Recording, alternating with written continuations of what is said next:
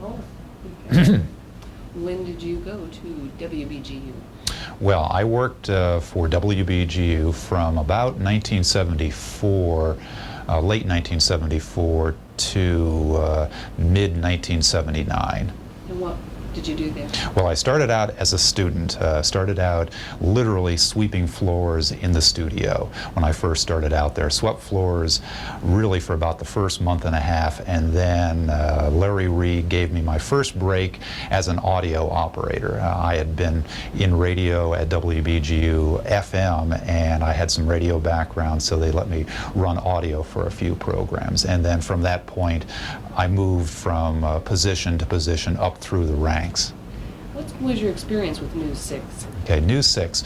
I think I directed News 6 for the first time in 1977. Again, I had gone up through the ranks, starting off as audio operator, worked in the telecine room, technical director, and then I finally got my first break directing a broadcast TV program, directing the News 6 broadcast. And the neat thing about News 6 was it was really a tradition at WBGU with News 6.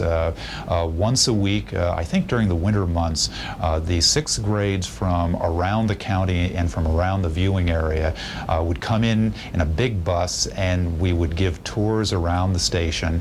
And then the kids in prior weeks had been preparing with their teachers to do a newscast at WBGU using WBGU facilities and a part-time student crew. And they would come en masse through the station. We'd take them around the station for tours and then end up in the studio where several of the school kids, sixth graders, would actually be the newscast anchors. And this was really the first time that I ever got a chance to direct a full broadcast TV program. So as a broadcast communications student, it was a phenomenal experience and learning experience, and really for all the university students, this was really a great way of learning studio directing and studio production crafts. How important was it to the kids who got a chance to be on television? I think this kind of television production and school experience was incredibly valuable for students. Just think back to when you were young and you had the ability to go to a museum on a school trip. These kids from around the viewing area were brought into then Channel 57 and now Channel 27 and exposed to really state-of-the-art technology, given the ability to see people doing really high-tech crafts. And I think this kind of experience really, especially for students who were in primarily rural communities, this kind of exposure to high technology was was an incredible experience for them. How about for you? Do you have any favorite stories that you remember working in?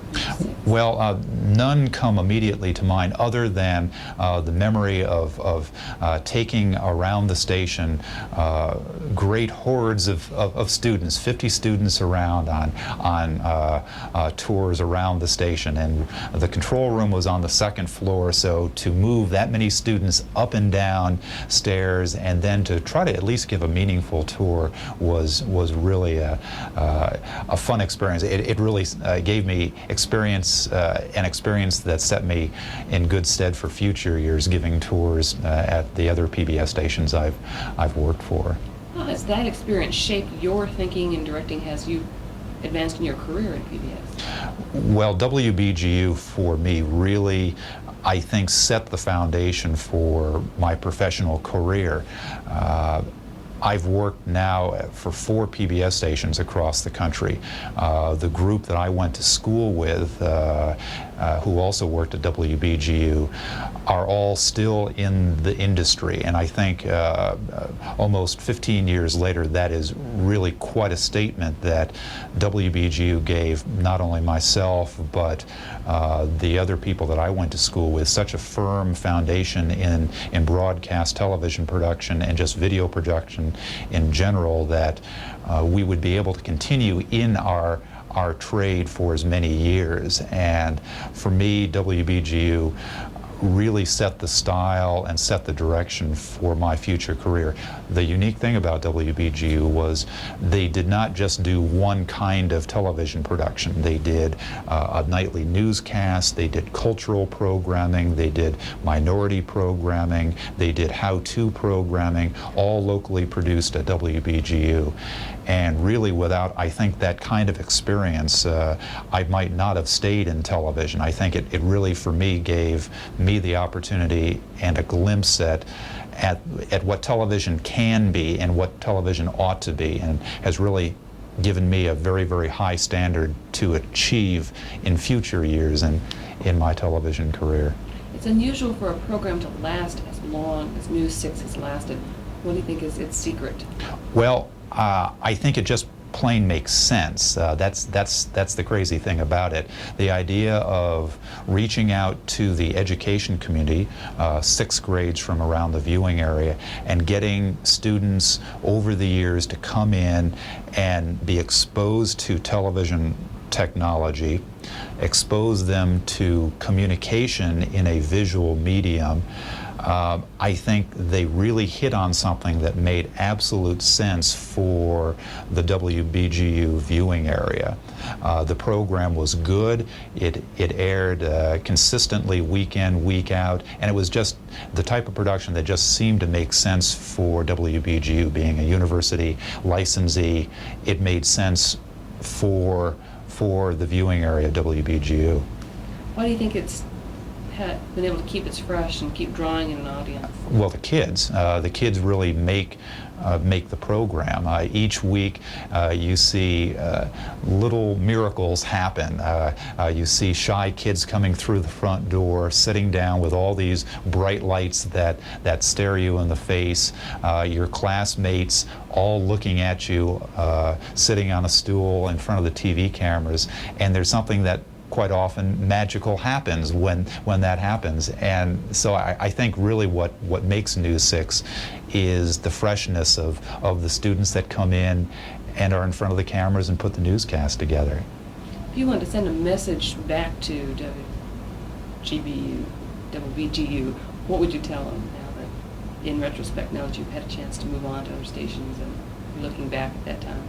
Well, WBGU, as I said before, for me really helped set the direction of my professional career. I really have minimal interest in TV for TV's sake. The value of television is the ability to communicate, and I think what WBGU set the standard for is a high standard for producing television programming that can really affect people's lives in an entertaining and informational way. And I guess the message that I'd just like to send back to Ohio is that WBGU has meant everything to me, and I hope they can continue doing what they have been doing so that other people in the future have the same opportunities and the same exposure to real professionals that I did. So keep it up. Anything else you want to add? Hi, Ron. Hi, Pat. How you doing? See you later from Boise, Idaho.